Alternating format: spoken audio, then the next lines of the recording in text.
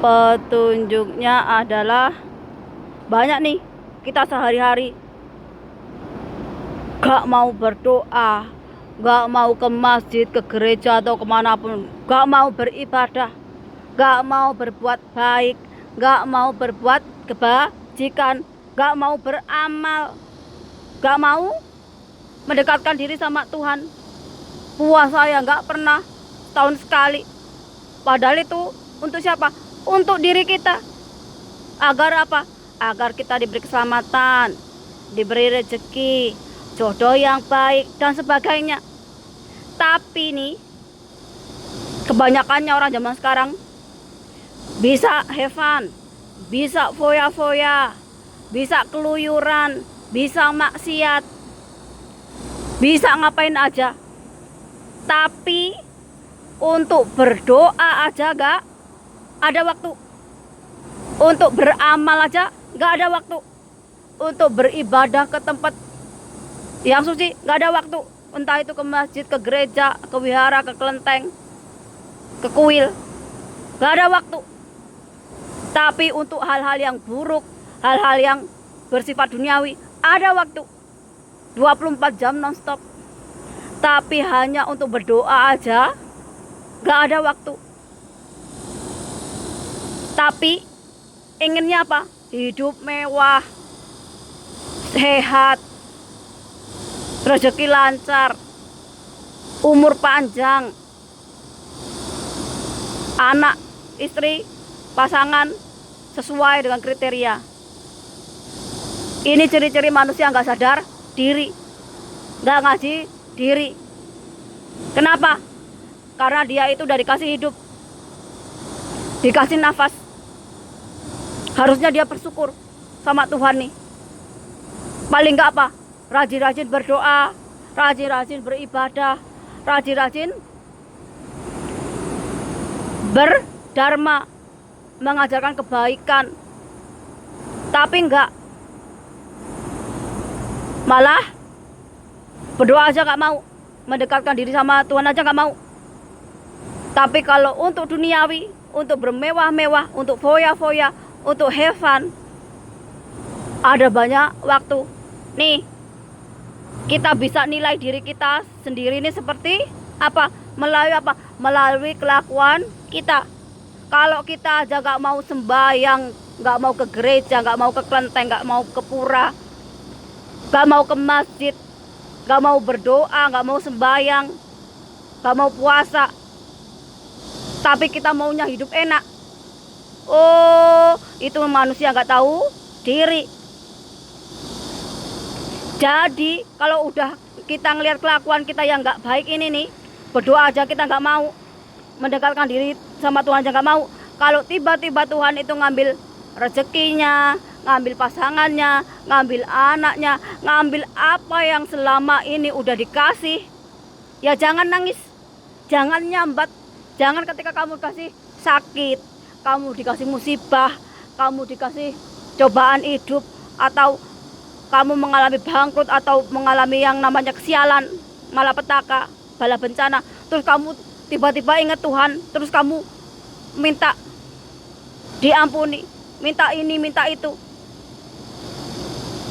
Ini orang kalau nggak punya akal sehat buat berpikir.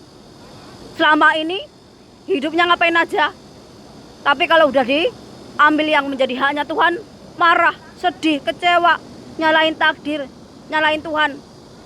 Lah selama ini kemana aja, ngapain aja? Kenapa aku ngomong gini? Karena aku melihat kebanyakannya dari masyarakat sekarang. Gak kira dari keluarga aku, gak kira dari temenku, gak kira dari kebanyakan masyarakatnya, aku lihatnya seperti itu. Berlomba-lomba dalam duniawi, tapi dalam mengerjakan yang hal-hal yang baik belum tentu mau. Apalagi nih yang umurnya udah 40 tahun ke atas kayak saya ini, udah bau tanah, udah mau mati, udah mau mampus. Sadar diri, udah waktunya nih 40 ke atas itu memperbaiki diri, memperbaiki akhlak. Sewaktu-waktu kita mati itu dalam keadaan bersih. Kita jadi contoh yang baik untuk anak cucu kita. Bukan 40 tahun kita malah menjadi tua-tua keladi, makin tua makin menjadi. Kenapa aku ngomong kayak gini? Banyak nih pejabat ataupun orang-orang yang udah di atas 40 tahun, bukannya tambah mawas diri, memperbaiki diri, malah melebihi anak-anak yang di bawah umur 20 tahunan. 20 tahun masih wajar mengenal jati diri. Masih perlu bimbingan yang lebih tua, masih perlu diajari oleh yang lebih tua, yang lebih ngerti. Tapi kalau yang udah 40 ke atas nih, yang udah mau mampus, yang udah bau tanah, masih gak mau sadar diri, masih berdoa aja gak mau, sholat gak mau, ngaji gak mau, baca Al-Quran gak mau, baca Injil gak mau, baca Taurat gak mau, ke gereja, ke masjid, ke kelenteng atau ke pura gak mau, berdharma gak mau, menebar kebajikan gak mau, sedekah gak mau. Terus maunya apa? Mati. Kenapa aku ngomong kayak gini? Karena aku ngomong kayak gini lebih keras lagi.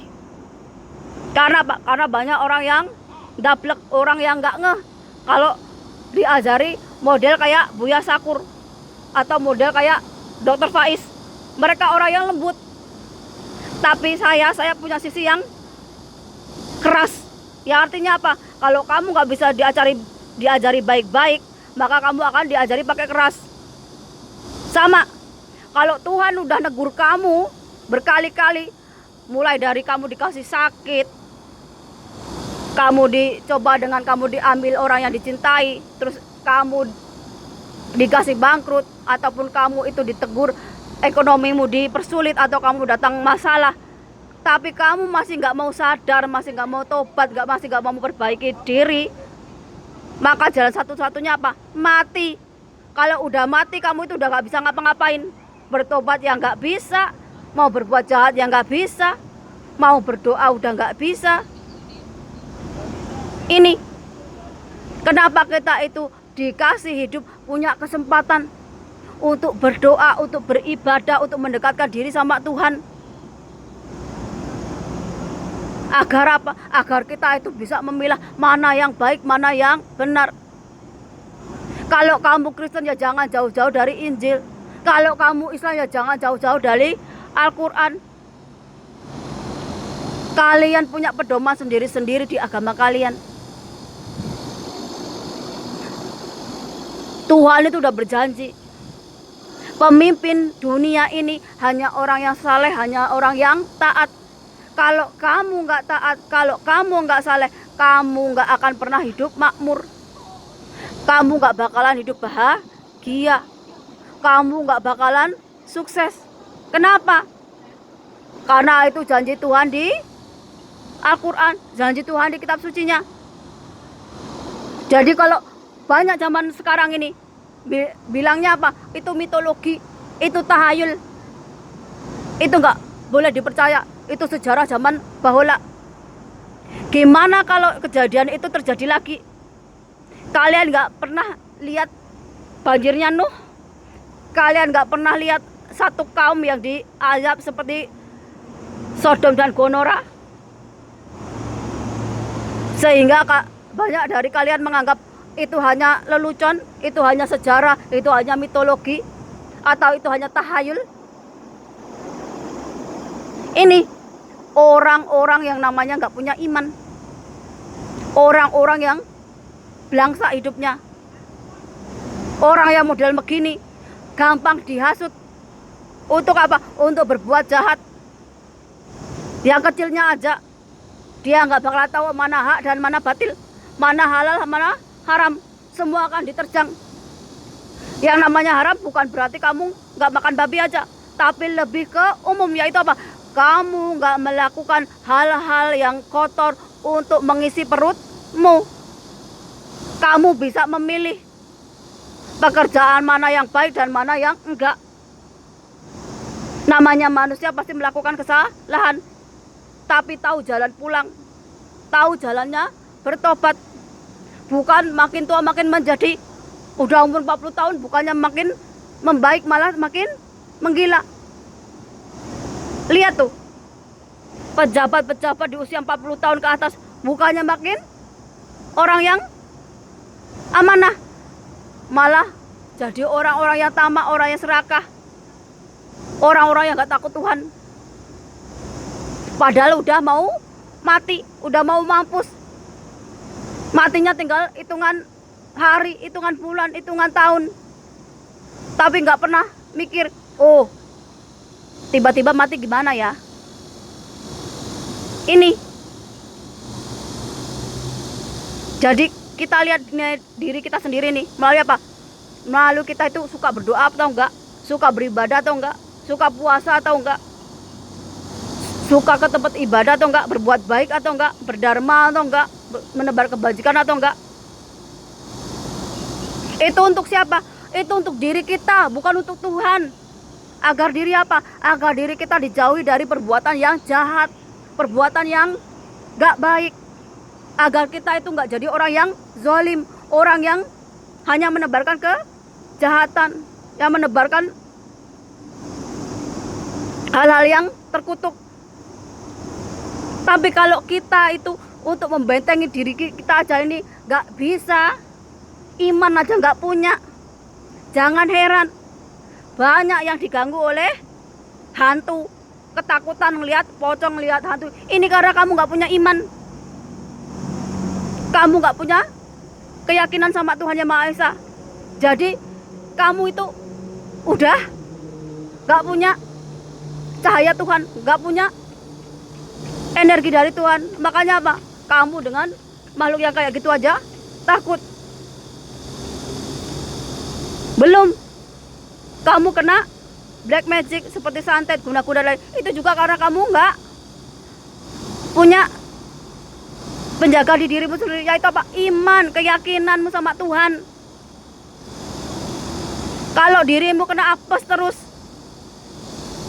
nggak, hal-hal yang nggak baik, sakit-sakitan,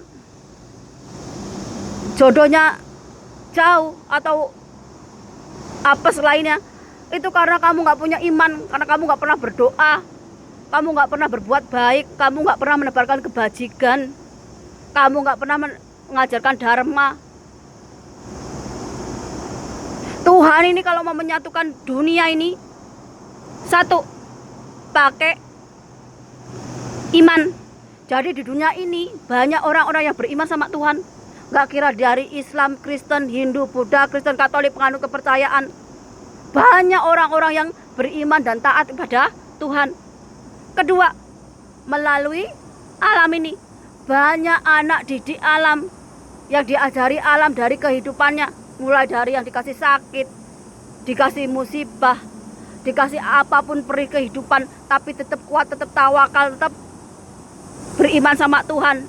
Tuh ada dua cara, beriman sama Tuhan, dididik sama alam. Yang ketiga, melalui leluhurnya, melalui nenek moyangnya. Ya arti apa?